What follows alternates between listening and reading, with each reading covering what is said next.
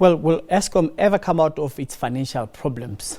Well, since the Chief Restructuring Officer has been appointed with the 450 billion rand debt to be tackled, announcing a record 20.7 billion rand loss for the year ended March 2019, Eskom Chief Executive Jabu Mabuza warned that the problems were not yet over, and yet a similar size loss was projected for 2020 as debt costs grow and revenue shrinks.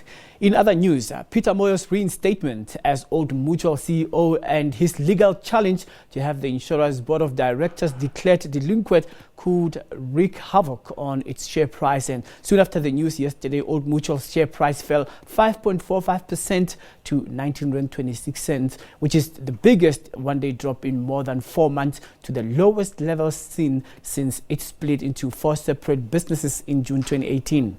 So much is happening on the news front. So let's get some analysis, and to tell us more about some of these developments is Lavan Gopaul, who is director at Merchant Africa. Well, Lavan, thank you very much for coming. Good to see you again, Colin.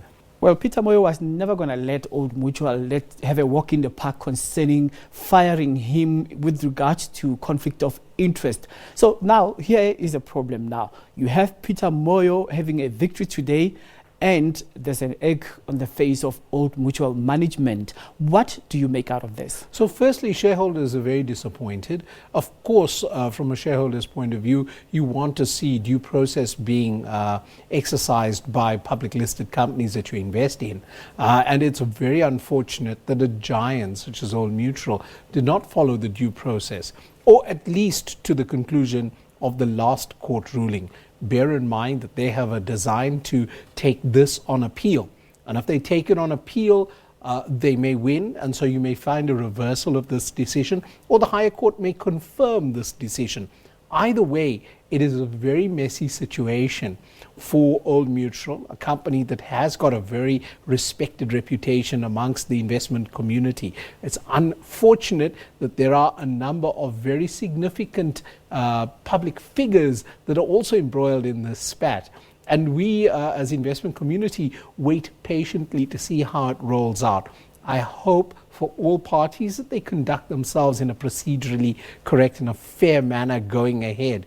As it happens, though, the moment they have been given leave to appeal to higher court, that previous ruling freezes. So the CEO, who is now from the position of the current ruling, allowed to go to work and conduct his duties as CEO, that would now become frozen if they take it on appeal and they're given leave to appeal. Yeah.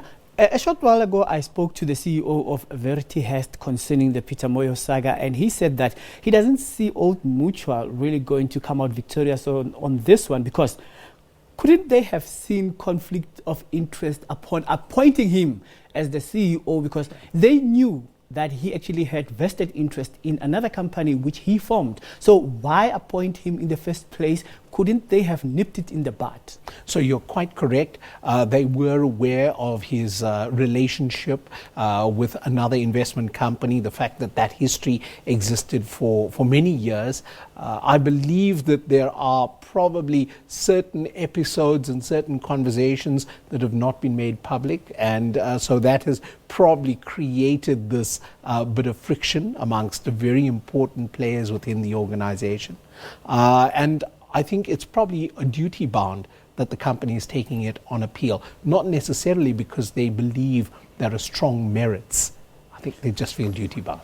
Yeah, so let's now go back to the power utilities woes. Having so much financial loss and predicting another loss in the next financial year, is the Chief Reconstruction Officer going to make any difference at all? Is this going to be just, an attempt to reinvent the wheel? What do you need that kind of person for, whereas everything can be done internally and save all the laborious cost of trying to transform a power utility like this? And secondly, a discussion around why Phakamani Kgadebe left was because of exhaustion. He was overwhelmed with the workload. Yeah. So now, why are you piling up Jabu Mabuza with the work of a CEO who was overwhelmed, whereas you have your own business to handle on the table of the chairman of the board?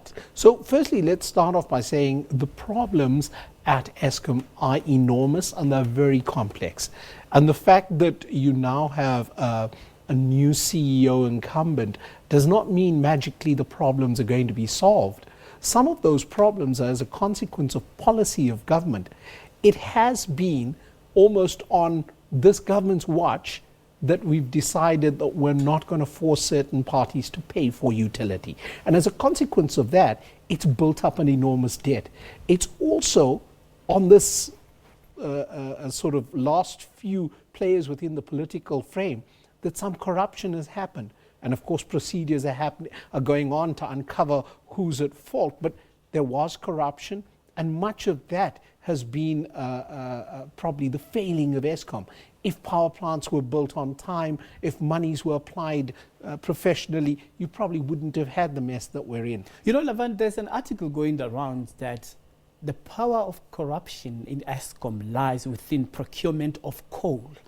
So does it seem that when Pravin Gordhan yesterday, the minister, said the price of coal went up by more than 17%, and he needs to engage the mining industry to discuss this and to say whether or not they can work together in trying to help Eskom get out of the doldrums, because at the moment it seems like the organization is bleeding a lot of money because of running costs. So inputs such as coal are important. And of course, if the coal price has shifted upwards significantly during any financial period, it's going to hurt the profitability of the organization. But I think in the Eskom situation, the problem is much more complex. The price of the commodity is only one aspect. The fact that there are certain users that are not paying is another aspect. The corruption is another aspect. Mismanagement comes in. So all of these are probably different negatives that are beating on the Eskom drum. The question that everyone wants to hear an answer to is, should Eskom, as some of the other SOEs, should they now be put up for sale to the highest bidder? Should they be let to fail? And my answer is, in the case of Eskom, not. I think we've got to do all that we can to borrow money, to prop it up, to reconfigure it so that it's more efficient. But I wouldn't want to see Eskom failing. I think we've got to do all that we can to protect it. But Lavan, here's the problem. You're bailing out Eskom, but yet municipalities owe Eskom. I mean, like, is that not blowing hot and cold? I mean, that comes from the table of government. Wouldn't the Minister of Finance say, hey, pay up? Government needs to pay Eskom. So it is difficult. And of course, this isn't an arm's length transaction. There is a lot of legacy duties that government had. Number of people that required the utility and for a variety of reasons just can't pay. So as a policy consideration, government's come to the rescue of people that were destitute in a sense. And we've seen the reports, old ladies in very cold weather without a utility provider. So of course Eskom had a duty to try and come to the support of people. And going ahead, yes, it's going to be much of a complex situation, and there may have to be a heavy hand that government plays with regards to cutting off some of the users. Mm-hmm. You're cutting short. Is Eskom going to get its money back from all those who are maybe probably going to wear orange overalls in not so distant future? Because I heard Minister Gordhan yesterday saying that they're working together with law enforcement agencies to recover the money. So of course they're going to do all that they can to make sure that the funds that were fraudulently squandered, that the corrupt funds that found its way out of Eskom will find its way back into the utility.